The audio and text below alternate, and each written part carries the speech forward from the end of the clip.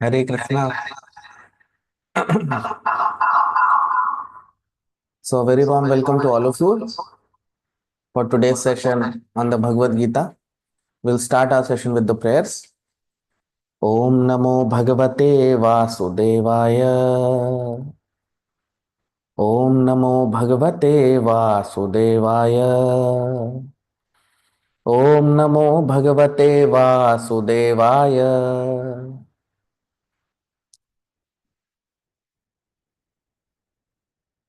So, we are in the seventh chapter of the Bhagavad Gita.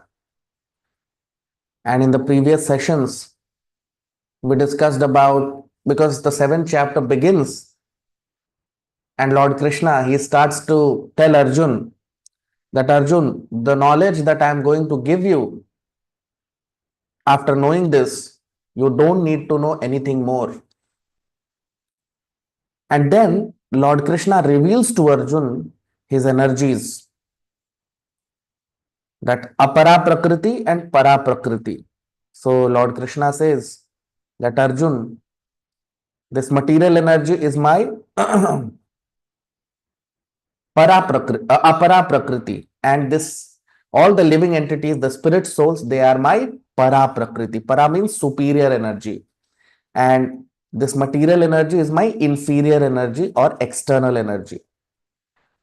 So we learned about these two kinds of energies of Krishna: material energy, which is called inferior energy or external energy, okay, and spiritual energy, which is called para prakriti, which is also called superior energy and internal energy of Krishna.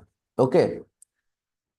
And then Lord Krishna goes on to say that Mattah partaram nanyat kinchidasti dhananjaya, that there is no truth superior to me, and mai sarvamidam protam sutre manigana iva,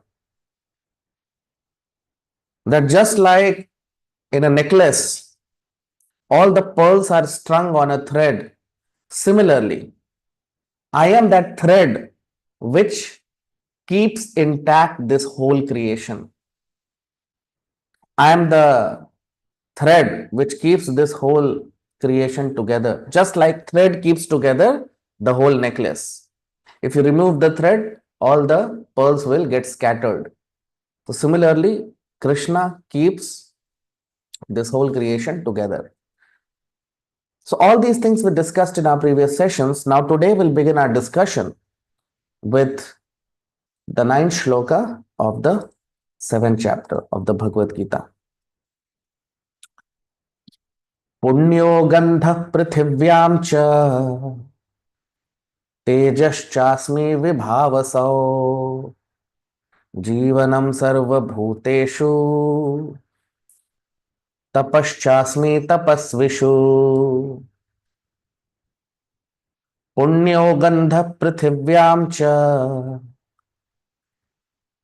तेजश्चास्मि विभावसौ जीवनं सर्वभूतेषु तपश्चास्मि तपस्विषु. Translation: I am the auspicious fragrance of the earth, the heat and fire, the life in all living entities, and the austerity of all austere people. Now you see. So what is Lord Krishna saying here? That punyo gandha prithivyam. Prithivyam means this earthly planet, or prithivyam also means the soil, earth. So punyo gandha, gandha means the fragrance, and punyo gandha means auspicious fragrance, very nice fragrance. Because we all might have observed, when there is rainfall after a long time, during rainy season or any season, when after a long time when rainfall takes place, we all can experience that fragrance of earth. Very nice fragrance. If you go out of your home, you will see, you will witness that very beautiful fragrance of the earth. So Krishna is saying that that fragrance is me. Then he says, Tejas chasmi vibhavaso. Tejas cha asmi vibhavaso. So Tejas means the prowess or the brightness. And vibhavaso means fire. You see, the heat in fire. So basically, Krishna is saying that I am the heat in fire. Then he says, Jivanam Sarva Bhuteshu. And I am the life of all living entities. And Tapaschasmi Tapasvishu. And I am the austerity. Tapas means austerity. So I am the austerity and penance of all the ascetics. So basically, if you see, so what do we understand by that? When Krishna is saying that I am the fragrance of earth, or I am the heat and fire. So what do we understand by this? Does it mean that heat is Krishna? No. So the understanding is, I'll give you an example to substantiate this. If we take example of sun globe, the sun planet. Now, the energy of sun, the sunlight, the sun rays, or the sunlight is the energy of the sun, isn't it? Now, in one sense, we can say that both are different because sun is different and sun rays are different. They are different also. But in one sense, we can also say that they are same. Why?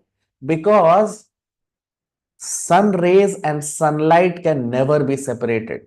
Just like heat and fire can never be separated.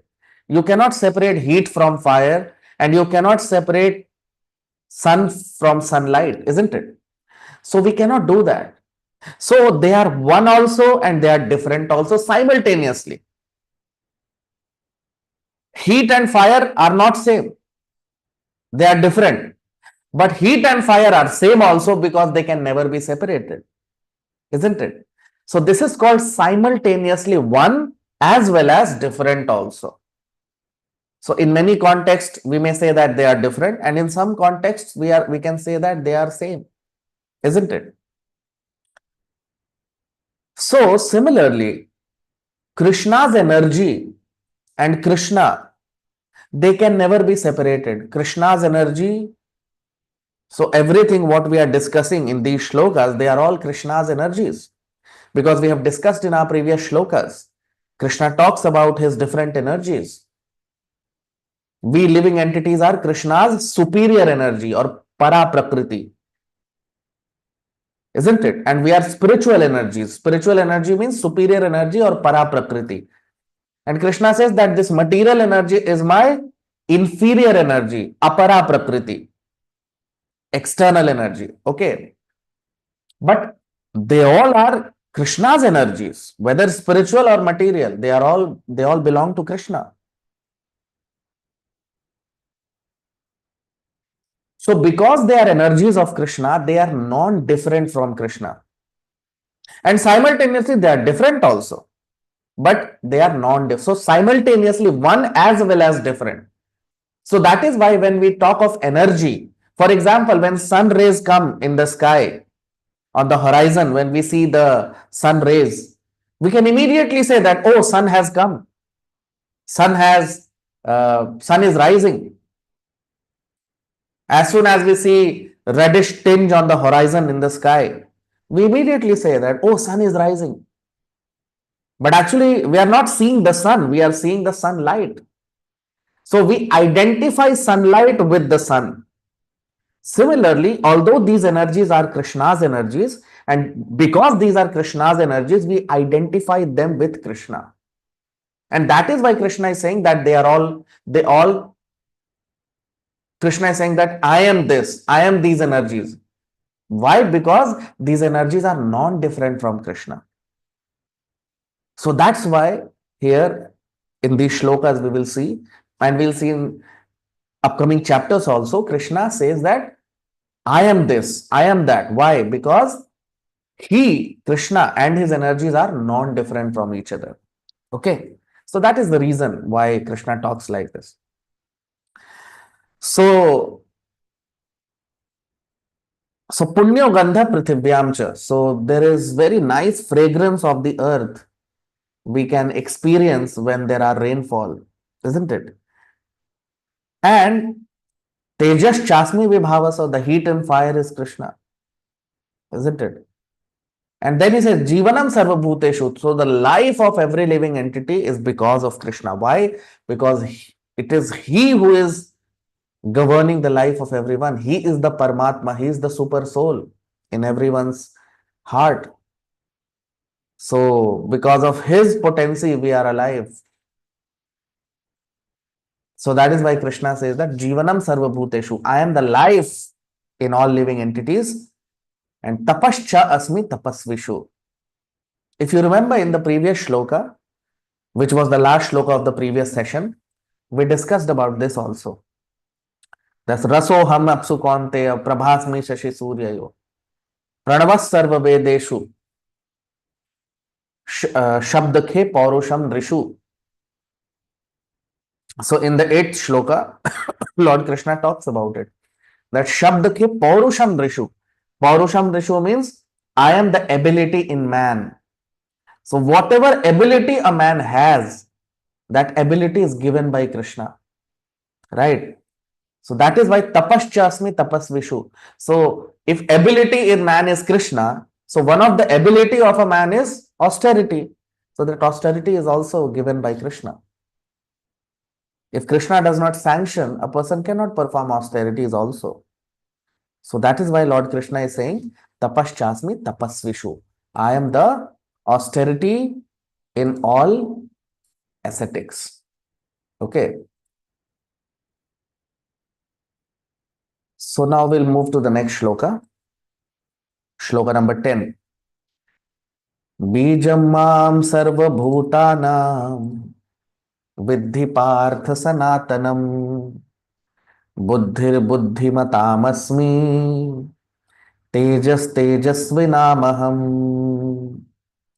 Bijam mam sarvabhutanam viddhi partha sanatanam buddhir buddhimatamasmi tejas tejasvinamaham. Translation. O Parth, I am the eternal source of all living entities, the intelligence of all intelligent beings, and the prowess of all who are powerful. You see, so Lord Krishna is saying that Bijam Mam Sarva Bhutanam. Bijam. Bijam means seed. Bijam Mam Sarva Bhutanam. Sarva Bhutanam means every living entity, the whole existence, this whole creation. Bijam. Bijam means I am the seed of this whole creation. When we sow a seed in the soil, and if every day we pour water at that place, if we nurture that place with water, then over a period of time we will see that a tree starts to grow. And after some years, we see that it grows into a very beautiful tree, isn't it? But the same seed, if we take that seed and fry that seed in oil, and then we put that seed in the soil, even though we water it every day, will tree come out of that? No.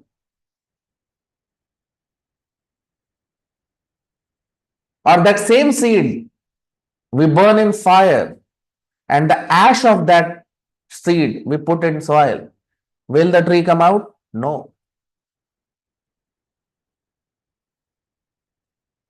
Why? Because there are certain conditions under which the spirit soul can sustain within this body. For that, this body has to be in certain condition. If that condition is not met,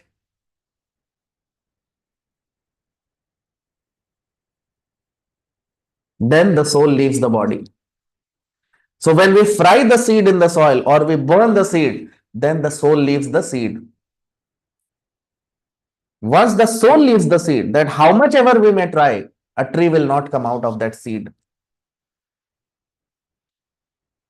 Right? If we sow a stone within the soil and every day pour water, will any tree come out? No. Why? Because matter has got no capacity to move on its own. Matter cannot move on its own. All the changes that we see in matter is because of spirit.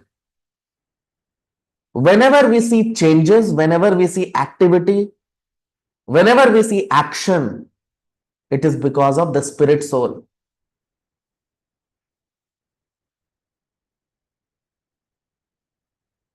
For example, we'll never, if there is a huge stone lying on the road, that stone cannot move itself on its own. Or if there is a huge rock or a huge mountain, that mountain or that huge rock cannot move on its own, isn't it? But of a similar weight, if a huge elephant is there, the weight of the elephant may be similar to the weight of the rock, but that elephant can move itself. In oceans, there are huge whales. They are 100 feet, 200 feet in size. On land, they may look like mountains. These whales, if we bring them on land, they look like mountains or hillocks. But these whales nicely move themselves. But a rock of the same size cannot move itself. Why? Because an elephant or a whale, they have spirit soul within the body. Now, the same body, when the spirit soul leaves, can it move itself? No. That is the difference between a living body and a dead body.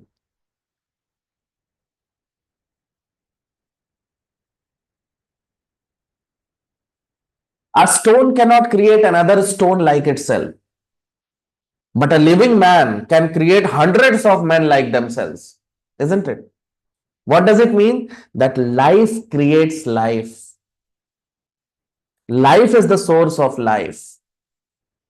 Life can also create matter, but matter cannot create itself on its own. Life can create matter, but matter cannot create matter. Right? Why? Because life is superior, matter is inferior. We discussed about it in the previous session. Krishna says that there are two energies, spiritual energy and material energy. Spiritual energy is superior, material energy is inferior. And that is why material energy cannot create anything. It does not have creative potency. Whereas living spirit souls, they have creative potency. Right? So, now coming back to the shloka, why I gave these examples, if a huge tree, if a small tree or a huge tree or an elephant or a big whale, if they cannot move without spirit soul, whether it be a huge tree or a small blade of grass, they cannot exist without spirit soul, isn't it? So if there can be no change in a tree, if there can be no movement in a tree or a grass without spirit soul, then how can it be that this whole universe, this whole creation is moving and there is no spirit soul? Is it possible? No. If even for a small movement, you see, what is the meaning of science? When we were little, when we were in school, I think in fifth or sixth grade, we crammed the definition of science in our school textbooks, science textbooks. We crammed the definition of science. So what was the definition of science according to the textbooks? That science is the systematic study of the phenomenon of this world gained through observation, experimentation, analysis, and conclusion. Okay, this was the definition of science given to us by the scientists, by the textbooks, the standard textbooks. Okay, so that means science has four, you can say, departments or four stages: observation, experimentation, analysis, and conclusion. That's how you gain experience of science. Okay, that is how systematic study of science is done. So now if you see the first part, that is observation. So now what is the observation that we have? Have we ever observed anything moving on its own? No. Have we ever observed a dead matter creating another dead matter? No. Have we ever seen stone creating another stone or stone moving on its own? No. So this is the observation. Okay. Then experimentation. If we do experiment in our laboratories also, same conclusion we will arrive at, isn't it? Nothing can move on its own. Spirit soul has to be involved. Nowadays, people say that there are cars which require no driver, driverless cars, or robots. But these robots are also moving because of human beings, because human beings have created them, isn't it? Similarly, these cars also, because they are created by human beings, that's why they are moving. Okay. And robots also cannot move unlimitedly. It's not that robots are created and for next 1,000 years they'll move. No. Isn't it? So there is observation, there is experimentation. Then analysis. What is the analysis? Right? Analysis is that matter cannot move on its own. And same is the conclusion. This is what science is, isn't it? So, if according to observation, experimentation, analysis, and conclusion, we see that even a small tree, even a small stone cannot move on its own without the intervention of spirit soul, then how is this whole creation, this earthly planets, sun, moon, stars, galaxies, millions and trillions of planets, how are they moving? They are moving because of supreme spirit soul. Just like this body is moving because of us, because we as a spirit souls are within the body, that's why this body is moving, isn't it? Similarly, this universe is moving because this universe is considered to be the body and Krishna is considered to be the supreme spirit soul who runs this whole creation. Right? And that is what Lord Krishna is saying here. Bijam mam sarva bhutanam. Just like we discussed the example of bijam, a seed. If you sow seed within the soil, a tree will come out.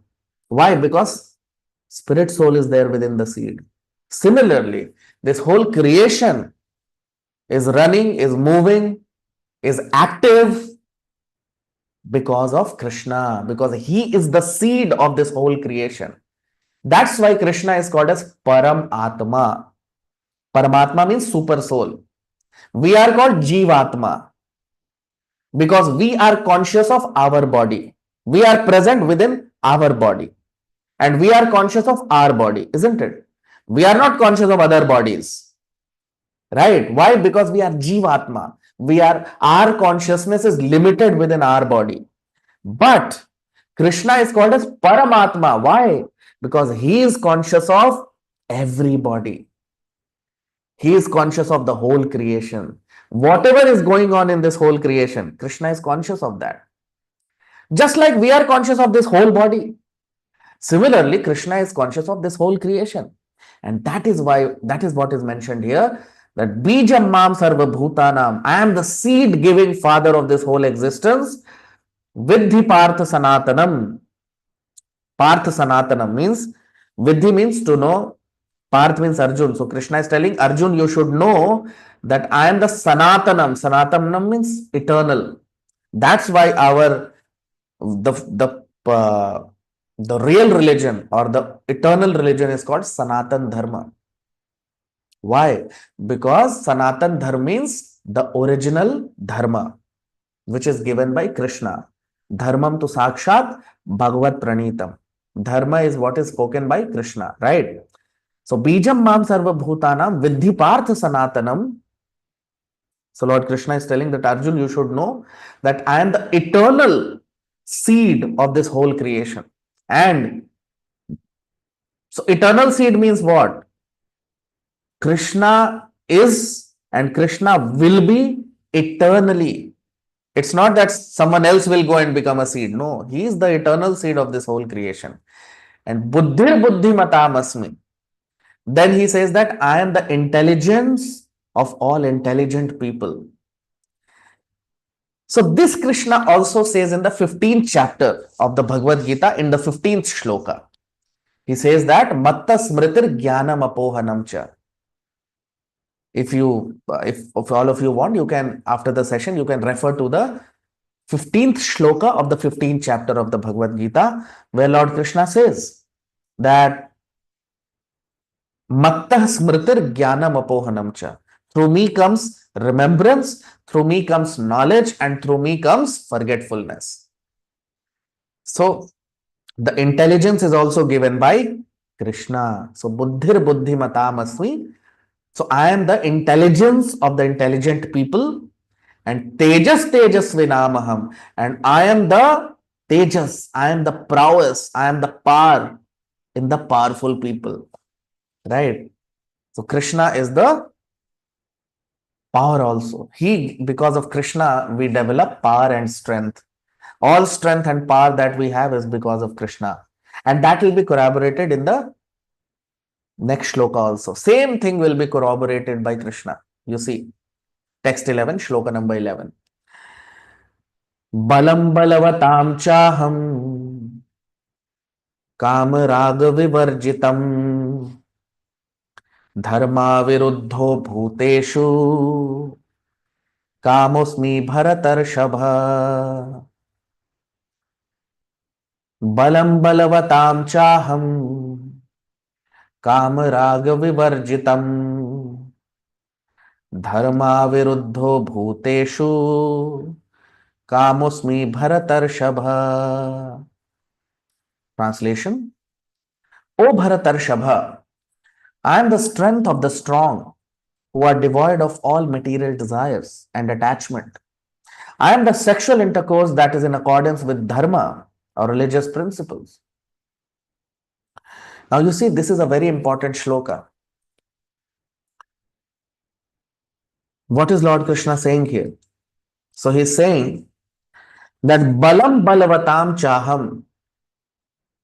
Balam balavatam. So balavatam means those people who are powerful or strong people. So Lord Krishna is saying balam. Balam means strength.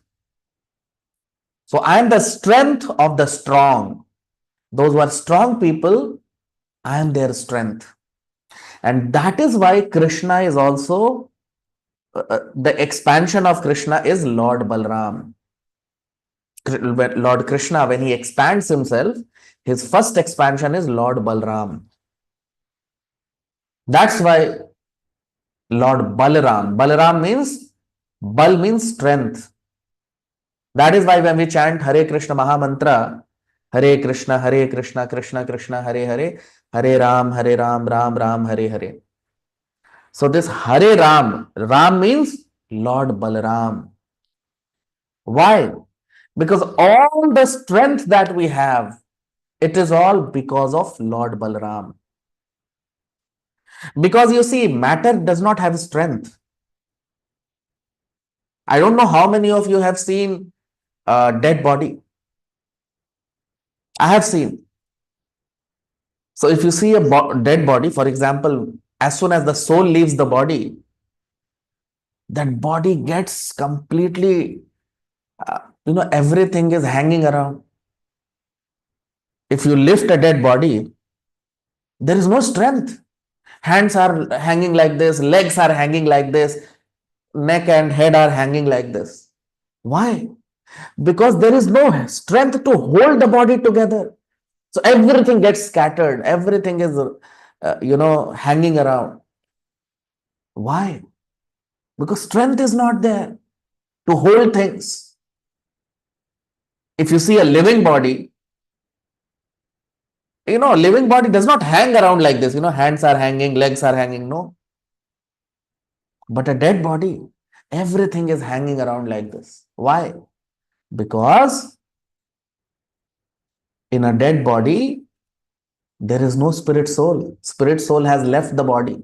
So all the strength that is there in the body, it is because of the spirit soul.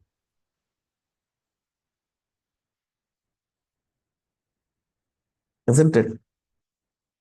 A stone does not have any strength. And that is why if a stone comes, you are driving and there is a big stone on the road. If you blow your horn of the vehicle, will the stone get up and leave? No. But if a dog is sitting there or even an elephant is sitting there, if you ring horn or if you blow your horn, then it may happen that elephant may get up and leave. Why? Because they have the capacity, they have strength to lift the body and move the body. Why? Because of the spirit soul. So all the strength is there in the spirit soul. Now, where from spirit soul is getting strength? Okay, now we know that spirit soul has got strength. Body does not have strength. Strength is there in the body because of spirit soul. Okay, now we know that. But then where from the spirit soul is getting strength? So spirit soul is getting strength from Lord Balaram. The strength in the spirit soul is because of Lord Balaram. It's because of mercy of Lord Balaram that we have strength. Not only material strength, even spiritual strength. You see, matter follows spirit, isn't it? Matter follows spirit. Matter always follows spirit. And that is why all spiritually elevated people, all the acharyas, all the great devotees of the Lord, they'll never give us material instructions. Why? Because matter follows spirit. If we are spiritually strong, if we are spiritually healthy, if we are spiritually powerful, then material prosperity follows that. Right? Because spirit moves matter. So if we are spiritually strong, then automatically material prosperity will follow. That is why you'll never find material instructions by spiritual people.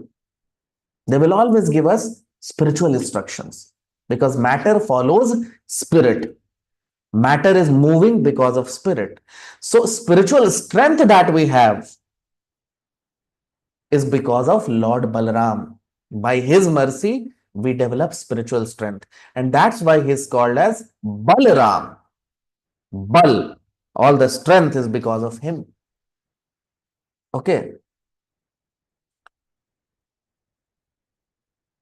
Now, this was the first part. Lord Krishna is telling, Balam balvatam chaham kam rag vivarjitam. So, kam rag vivarjitam means devoid of all attachment and lusty desires, because these are the things which degrade a human being. And to get over Kam and Rag, Kam means uh, material desires and Rag means material attachment. So how can we get over material desires and material attachment? By mercy of Lord Balram. Only when we have spiritual strength, we can get over all these things. So that strength by which we rise above material platform is given by Lord Balram. And that is why Lord Krishna is saying that I am that strength. Okay. Now we come to the second part. This is very important. So Lord Krishna is saying, Dharma viruddho bhuteshu kamosmi bharatarshapha. So dharma viruddho bhuteshu. Dharma aviruddh. Dharma aviruddh. Viruddh means against. And aviruddh means according to. Okay. Viruddh means against. And aviruddh means opposite of that. According to. So dharma aviruddh means according to dharma. Bhuteshu means living entities. Kamosmi. Kamosmi means sex life. You know, the attraction between opposite gender, men and women. Bharatarshapha. Bharatarshapha means Arjun. So Lord Krishna is telling that Arjun, this attraction between opposite gender and Kamosmi means the sex life between opposite gender is because of, if it is according to religious principles, that is me. Many times people think that sex life is bad. No, it's not bad. It's not against religious principles. No. Even men and women and the association of man and woman, that is also a part of Vedic scripture. It's not that that is something against religious principles. No. What is Lord Krishna saying here? If attachment between man and woman or sex life between man and woman, if it is according to religious principles, then that is me. That is me. That means it represents Krishna. Why? Because you see, according to our Vedic scriptures, according to our Vedic civilization, there are 4 orders and 4 ashramas. Ashramas means 4 orders means 4 varnas, and 4 ashramas means 4 statuses of human life. And this you will find everywhere in the world. So which are the 4 orders of human life? The 4 orders are Brahman, Kshatriya, Vaishya and Shudra. So Brahman means intelligent class or teacher class. Kshatriya means warrior class. Vaishya means mercantile community, business community. And Shudra means laborer class or paid workers. So this you find everywhere in the world. You go to any country, you will find these 4 classes, isn't it? And then there are 4 orders, 4 statuses of human life, which are called ashramas. So the first status is student life, which is called brahmachari life. Then the second is grihastha ashram, which is householder life. Then next is vanaprastha. Vanaprastha means retired life. And after that, sannyas. Sannyas means complete renunciation. Now, in this age of Kali Yuga, sannyas is very difficult for ordinary people, and it is not recommended for ordinary people to take sannyas. So, the first order is brahmachari or student life, and after student life, a person enters householder life.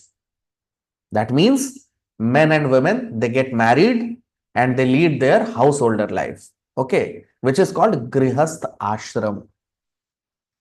What does it mean? Grihast is also an ashram. Now, what is the meaning of ashram? Ashram means a place where Lord Krishna the goal of life is to attain Lord Krishna. That is called ashram. So what does it mean? That householder life is meant, husband and wife, they come together so that both of them can practice bhakti. Both of them can together fulfill each other's desire and simultaneously practice bhakti towards Krishna. That is the meaning of householder life. Okay. So,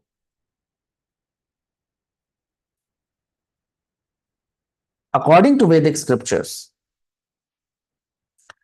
this attraction between male and female is given by Krishna. Okay. And why that attraction is given? To produce good children in the society. So that is why there are two kinds of householders according to Srimad Bhagavatam. Grihasth and Grihamedhi. Grihasth means those householders or those husband and wife where both husband and wife, their goal is to attain Krishna. So such household life is called Grihasth ashram. But when husband and wife, they both are sense gratifiers, they don't know anything about Krishna, and they have no higher goal in life, they have only come together for sense gratification, then such householder life is called Grihamedhi. Shotavyadini Rajendra Nrinam Santi Sahasrashah Apashyatam Atma Tattvam Griheshu Grihamedhi Nam. Apashyatam Atma Tattvam. When the goal of life is not Krishna, then such householders, they are called Grihamedhi. Right? So Grihamedhis means husband and wife, they have come together simply for sense gratification.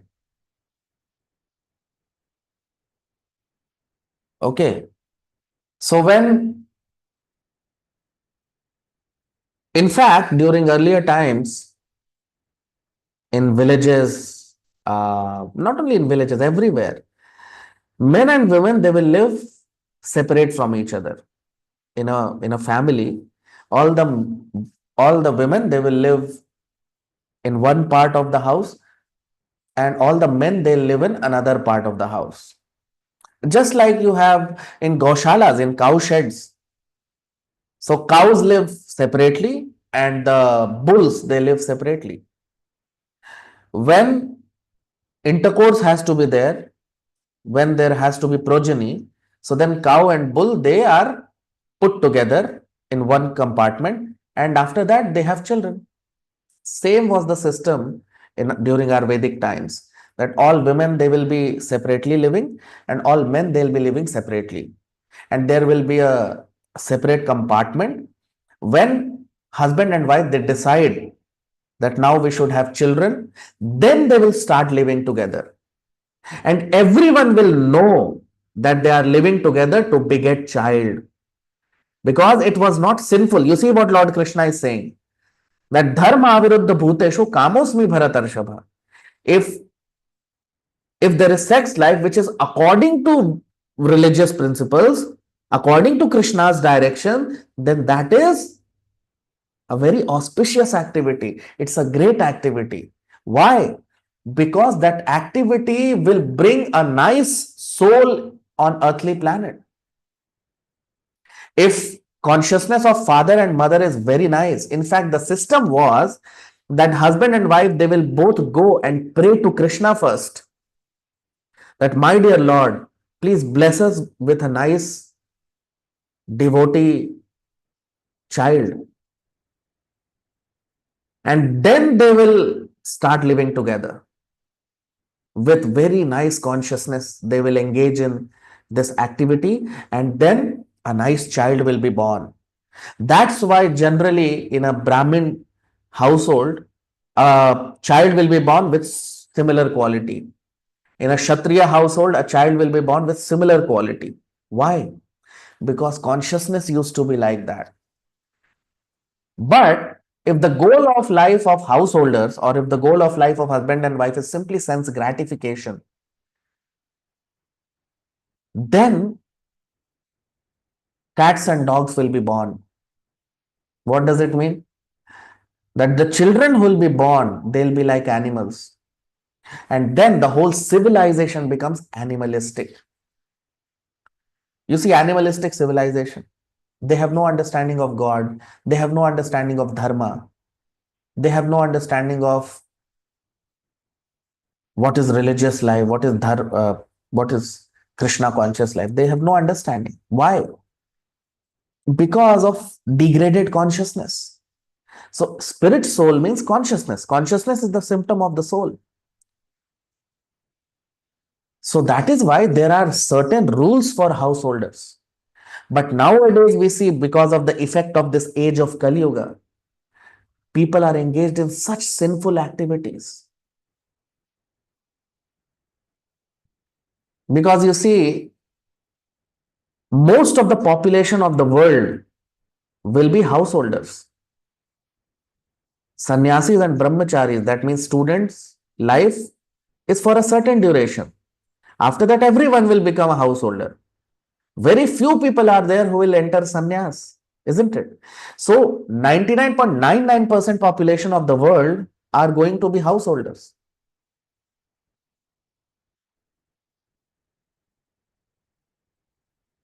And that is why it's very important that householders, they follow dharma, religious codes. And there are different religious codes for householders also. What they have to do, predominantly it is all meant to maintain good consciousness. But nowadays, because of the effect of Kali Yuga, because of the effect of degraded age in which we are living right now, we see so many sinful activities being performed in the name of household life. People are, using different kinds of things. In fact, government also, the people who are sitting in the government, they are also fools. They have no knowledge of dharma. They have never read the Bhagavad Gita. So they will come up with these, logics that population is increasing. No, population is not increasing. I mean, actually, according to Vedic system, if the population of the earth, even if it multiplies by 100 times, Mother Earth is competent to support us, provided we are dharmic, provided we are good population. I'll give you an example. Suppose a mother and father, if they have 10 children, earlier everyone used to have 10 children, 20 children. It was very common. Why? Nowadays we see these sinful things, contraceptives and all people are using. It is very sinful. You want to enjoy, but you don't want the result of the enjoyment. You see, this is so sinful. You want to enjoy the opposite gender, but you don't want the result. But the purpose of the attraction of opposite gender is what? Child. So, suppose if a mother and father, they have 10 children and all 10 children are virtuous. So, are they going to burden on the mother and father? No. But if a mother and father, if a couple, they have only one child, but he is a criminal, then that child will be a burden on mother and father, isn't it? Similarly, even if population increases by 100 times, if we are pious, if we are dharmic, if we are following dharma, dharma means orders given by Krishna, then such population will be very nicely maintained by Mother Earth. There will be no shortage. These politicians, they tell us that population has increased. No. If you go 20 kilometers from Mumbai, you find empty spaces everywhere. Where is population? No population. Because they cannot manage. Because they cannot manage people. They cannot manage resources. So they blame ordinary people that population has increased. But no, it's not the case. So sinful activities destroy the consciousness. And one of the greatest sin that people perform is abortions. You see, we have always been taught that mother means love for the child. Love between mother and child has been taught to us since childhood. But now when we see that mother are killing their own child within the womb, you see how dangerous it is. And you see, a spirit soul wants to see the light of the day, but we are killing within the womb. It's so sinful, greatest sin. So that is why you see, Lord Krishna is telling here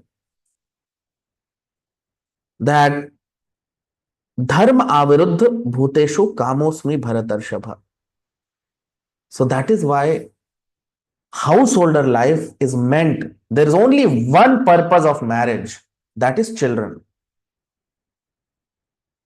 That is the only purpose. Otherwise, there is no point of this attraction, male-female attraction. That attraction is given by Krishna only to beget children. If male and female, they live together and there are no children, then, and they don't want children, then that is sinful way of living life. That is not Vedic intention. That is not dharmic. That is simply sense gratification. And sense gratification is torture for the spirit soul. Today we may do whatever we want, but the effect will be there tomorrow. And then we cannot say no, because a person, he sent me a message that Swamiji, I saw that one child, he died within the womb only. What is the reason? So what is the reason? That means that child would also have killed someone within the womb in his last life. Right? When we do sinful activity, we don't think. But when the results come, then we suffer. So that is why tapasya means to follow dharma. Even though we may not like it, still we follow. That will protect us. Right? So that is why if people, the goal of husband and wife is only sense gratification, then the coming generation, they'll become cats and dogs. They will almost be as good as cats and dogs. And this whole world will become animalistic. So that is why consciousness is the symptom of the soul. And good consciousness means bhakti. When both husband and wife are devotees, they follow the orders given by Krishna. They don't resort to sinful life. Then Krishna is saying that kind of intercourse between man and woman is me. That represents me. That is very auspicious and that is great for this whole world, because that will bring good souls on this earthly planet. And good souls will change the whole earthly planet. They'll make this world a better place to live. Right? So that is what Lord Krishna is saying here. Now text 12, shloka number 12. Ye chaiva satvika bhava rajasastamasascha ye mat eveti tan vidhi natvaham teshu te mayi. Ye chaiva satvika bhava rajasastamasascha ye mat eveti tan vidhi natvaham teshu te mayi. Translation: the three modes of material nature, goodness, passion, and ignorance, emanate from me. Know that although these emanate from me, I am not subject to them. Very, very beautiful shloka. What is Lord Krishna saying here? That ye chaiva satvika bhava. Satvika means mode of goodness. Rajasas means mode of passion. And tamasas means mode of ignorance. So Lord Krishna is telling that ye chaiva satvika bhava. That means these three modes. We have discussed many times that this material world is made up of the three modes. And we are always under the influence of these three modes of material nature. Mode of goodness, mode of passion, mode of ignorance. Mode of goodness means sattva guna, mode of passion means rajoguna, and mode of ignorance means tamoguna. Okay. So Lord Krishna is telling that mat eveti tan vidhi. Mat eveti. So Lord Krishna is telling that three modes are my energy. These three modes are created by me. And that is why you see, what is he saying? Natvaham teshu temai. And that is why I am not under the influence of these three modes. Because they are Krishna's energy. Now we are under the influence of the three modes. Why? Because we are also Krishna's energy and the three modes are also Krishna's energy. So we can come under the influence of the three modes. But a person who has created these three modes, how can he come under the three modes? Isn't it? So very beautifully Lord Krishna is saying that this whole world is under the influence of the three modes. Right? And why? Because these three modes are created by me. But I am never subject to these three modes. I am never under these three modes. And that is the difference between Mayavad philosophy and the philosophy of Bhagavad Gita. Chaitanya Mahaprabhu, he says that Mayavadi bhashya sune haya sarvanash. If we listen to Mayavad version, then we'll get destroyed. Why? In fact, Chaitanya Mahaprabhu says to such an extent, he says that if by mistake, if a person sees a Mayavadi, he should go and take bath, he should take dip in the Ganges river 3 times. They are so polluted, they are such sinful people, Mayavadis, the Mayavada philosophers. Why? Why Chaitanya Mahaprabhu says that Mayavadi Krishna Aparadhi, they are perpetual offenders of Krishna? Because of this. Why the philosophy of Mayavad? What is Mayavada philosophy?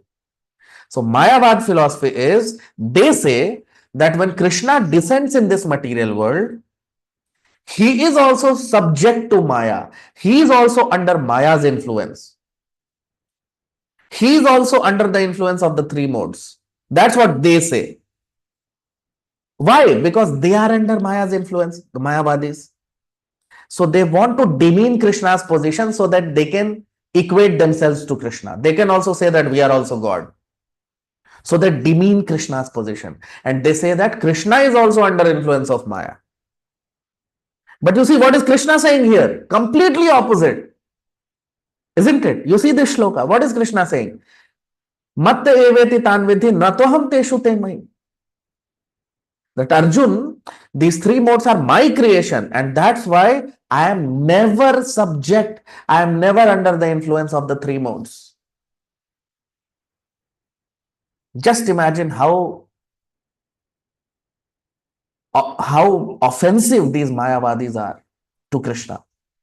And that is why our acharyas say that they are only going to hellish conditions in the next life. Why?